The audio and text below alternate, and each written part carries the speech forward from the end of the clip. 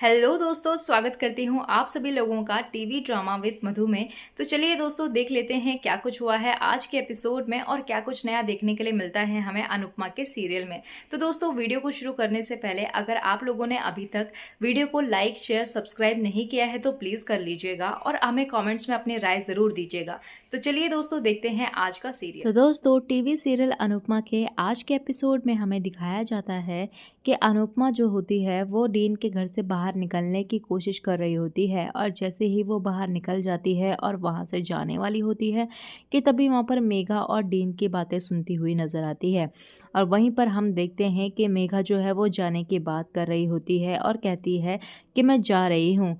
तो यहाँ पर डीन जो होता है वो कहने लगता है कि क्यों जिद कर रही हो तुम। और तभी वहाँ पर मेघा कहने लगती है कि जब मैं आपसे कह रही हूँ मुझे इस शहर में नहीं रहना तो मुझे जाने दीजिए ना, आप अपना काम करिए और अपना काम निपटा कर आ जाइए। और तभी वहाँ पर डीन कहने लगता है कि अभी तो तुमने कहा कि हम मंदिर जाएंगे और तुमने प्रिया से भी बोला, लेकिन अब तुम फिर से अपनी बात से पलट रही हो और तुम्हें सिर्फ इस बात की टेंशन है कि प्रिया का बिहेवियर चेंज हो गया है, इस वजह से तुम ये सब कर रही हो। और कहने लगता है कि पहले तो तुम बाहर वालों पे शक करती थी, अब तुम प्रिया पे शक कर रही हो और एक दिन तुम मुझ पे भी शक करने लग जाओगी और ऐसा ही रहा ना तो एक दिन तुम आद्या और मुझे हमेशा के लिए खो दोगी। और तभी वहाँ पर डीन के मुंह से आद्या का नाम सुनकर जो है मेघा कहने लगती है कि प्रिया बोलो, प्रिया हमारी बेटी। और वहीं पर डीन कहने लगता है कि तुम्हारे नाम बदलने से वो हमारी बेटी नहीं हो जाती, हम उसके फोस्टर पेरेंट्स हैं, उसके असली माँ बाप नहीं हैं। और तभी वहाँ पर जो है डीन कहने लगता है कि हमने अपनी बेटी प्रिया को कब का खो दिया है मेघा। और वहीं पर मेघा जो है वो काफ़ी ज़्यादा इमोशनल हो जाती है और कहने लगती है कि मेरी वजह से ना मैं उसका बिल्कुल भी ध्यान नहीं रख पाई, 1 मिनट के लिए भी मैंने उसका ध्यान नहीं रखा। और वहीं पर वो कहने लगती है कि अगर मैं उस दिन उसका हाथ 1 मिनट के लिए नहीं छोड़ती तो अभी ऐसा कुछ नहीं होता। और वो काफ़ी ज़्यादा जो है इमोशनल होकर अपने आप को मारने लगती है और कहती है कि मैं बिल्कुल भी अच्छी माँ नहीं हूँ, मैं बिल्कुल भी अच्छी माँ नहीं हूँ। और तभी वहाँ पर डीन कहने लगता है कि हमने अपनी प्रिया को ढूंढने की बहुत ज़्यादा कोशिश की लेकिन वो नहीं मिली। तो वहाँ पर मेघा जो है वो कहने लगती है कि वो अंदर है ना, वो हमारी बेटी है, हमारी बेटी प्रिया। और तभी वहाँ पर डीन कहने लगता है कि वो हमारी बेटी नहीं है मेघा, वो किसी और की बेटी है और उसके माँ बाप भी ऐसे ही तड़प रहे होंगे जैसे हम तड़प रहे हैं अपने बच्चे के लिए। और तभी वहाँ पर मेघा जो है वो उसकी बातों को इग्नोर कर रही होती है और मुंह फेर देती है। तो वहाँ पर डीन कहने लगता है कि मेघा मेरी बात जो है वो इग्नोर करके और मेरे से मुंह मोड़ के कोई फ़ायदा नहीं है, जब उसके असली पेरेंट्स आएंगे ना तो वो उसको अपने साथ लेकर चले जाएंगे। और तभी वहाँ पर मेघा जो है वो भड़क जाती है और कहने लगती है कि ऐसा नहीं होगा और मैं अपनी बेटी को अपने आप से दूर कभी भी नहीं जाने दूंगी और अगर ऐसा हुआ ना तो मैं मर जाऊंगी और या तो मैं मार दूंगी और मैं प्रिया को दूर नहीं होने दूंगी। और यही सब चीजें वो बोली जा रही होती है। और तभी वहाँ पर अनुपमा जो है उनकी सारी बातें सुन लेती है और कहने लगती है कि अब पता लगा कि मेघा ने जो है वो आध्या को अपने कमरे पर बंद क्यों किया हुआ है, उसे बंदी क्यों बना रखा है। एक माँ का डर है जो अपनी बेटी को जो है वो दोबारा से खोना नहीं चाहती, इसीलिए वो हर पल हर टाइम जो है वो साये की तरह छोटी के साथ रहती है, उसे अकेला नहीं छोड़ती। और तभी वहाँ पर अनुपमा कहने लगती है कि मैं एक माँ का डर और दर्द जो है वो समझ सकती हूँ लेकिन अपनी बेटी को पिंजरे में बंद जो है वो घुट घुट कर जीने नहीं दे सकती और ना ही अनुज को अपनी बेटी के लिए तड़पते हुए देख सकती हूँ। और मेरी बेटी की खुशी जो है वो उसके असली मम्मी पापा के साथ है, हमारे साथ है। और कहने लगती है कि सॉरी बट आपको ये बात जो है वो समझनी ही पड़ेगी। और कहने लगती है कि सामने वाला अगर गलत हो तो उससे लड़ना जो है वो आसान हो जाता है लेकिन अगर कोई हालात का मारा हो तो उससे लड़ना बहुत ज्यादा मुश्किल हो जाता है। और मेघा जी जो है एक घायल माँ है और घायल माँ जो है एक शेरनी की तरह होती है, कहीं ऐसा ना हो कि मेरी बच्ची किसी मुसीबत में पड़ जाए, इसीलिए मुझे हर कदम जो है वो बहुत ज्यादा सोच समझ कर उठाना पड़ेगा। और तभी हमें दूसरी तरफ देखने के लिए मिलता है कि मीनू को देखने के लिए लड़के वाले आए हुए होते हैं और वहीं पर हम देखते हैं कि लड़की की मम्मी जो होती है वो पूछने लगती है कि मीनू तुम आगे क्या करना चाहती हो। तो मीनू बताने लगती है कि इंटर्नशिप खत्म करके मैं प्रैक्टिस करने वाली हूँ। और तभी वहाँ पर लड़के की मम्मी कहने लगती है कि वो तो तुम हमारे हॉस्पिटल में रहकर भी कर सकती हो। तो वहाँ पर हम देखते हैं कि मीनू कहने लगती है कि आपका हॉस्पिटल जो है वो काफ़ी ज़्यादा प्रीमियम है और उसको हर कोई अफोर्ड नहीं कर सकता। और कहने लगती है कि मैं पैसे कमाने के लिए डॉक्टर नहीं बनी बल्कि लोगों की सेवा करने के लिए बनी हूँ और मुझे यहीं रहकर अपने देश के लिए और अपने लोगों के लिए कुछ करना है। और तभी वहाँ पर बा कहने लगती है कि अरे ये कुछ भी कह रही है, इसकी बातों का ये मतलब नहीं है। लेकिन यहाँ पर मीनू जो है वो कहने लगती है कि नहीं बा, मेरी बातों का यही मतलब है। और तभी हम देखते हैं कि लड़के की जो मम्मी होती है वो भड़क जाती है और कहने लगती है कि अकेला तुम ही सेवा करना चाहती हो और हम सिर्फ मेवा खाना चाहते हैं क्या। और तभी वहाँ पर मीनू कहने लगती है कि सॉरी, मैंने ऐसा नहीं कहा।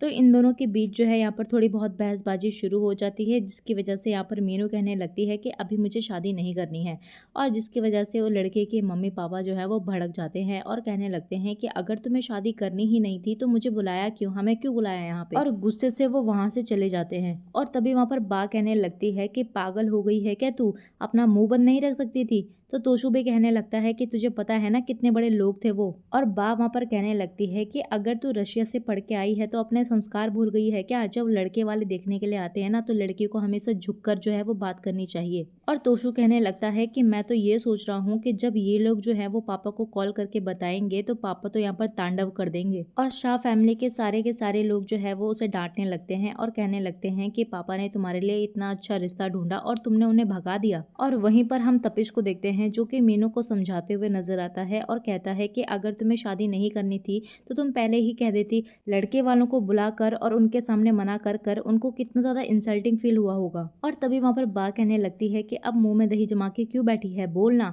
तो यहाँ पर मीनू कहने लगती है कि लड़के वालों की ही पसंद देखी जाएगी या फिर मेरी पसंद भी देखी जाएगी। और कहने लगती है कि शादी तो मुझे करनी है ना, अगर लड़के की फैमिली में से मुझे लड़का या फिर उसके फैमिली पसंद ना आए तो मैं मना भी नहीं कर सकती। अगर सेम चीज उनके साथ होती और उनको मैं पसंद ना आती तो वो मना करते ना, तो मैं क्यों नहीं मना कर सकती। और तभी वहाँ पर तोसू जो है वो चिल्लाकर कहने लगता है कि तू साफ साफ क्यों नहीं कह देती कि तुझे कोई और पसंद है। और तभी वहाँ पर मीनू कहने लगती है कि अब ये बात छिड़ी गई है तो मैं साफ साफ बता ही देती हूँ कि मुझे जो है आपके पसंद के किसी भी लड़के से शादी नहीं करनी और मेरे दिल में कोई और है। तभी वहाँ पर तोशु कहने लगता है कि कैसी बात कर रही है तू मीनू, तेरे को समझ भी आ रहा है कि तू क्या बोल रही है। उस 2 कौड़ी के सागर के लिए, उस फटीचर के लिए जिसके आगे पीछे कोई भी नहीं है, उसके लिए तूने इतना बड़ा रिश्ता ठुकरा दिया। और तभी वहाँ पर मीनू कहने लगती है कि जहाँ तक भाई मुझे याद है कि आपने और पाके ने तो शादी भाग कर की थी ना, तो आप दोनों तो बिल्कुल भी मत भूलिए। और अगर आप लोगों को लगता है कि मैंने बदतमीजी की है या फिर किसी की इंसल्ट की है तो उसके लिए बहुत ही ज्यादा सॉरी, और मेरा कोई भी इंटेंशन नहीं था उनको हर्ट करने का। अगर आप लोग जो है उन्हें बुलाने से पहले अगर मुझसे एक बार पूछ लेते तो मैं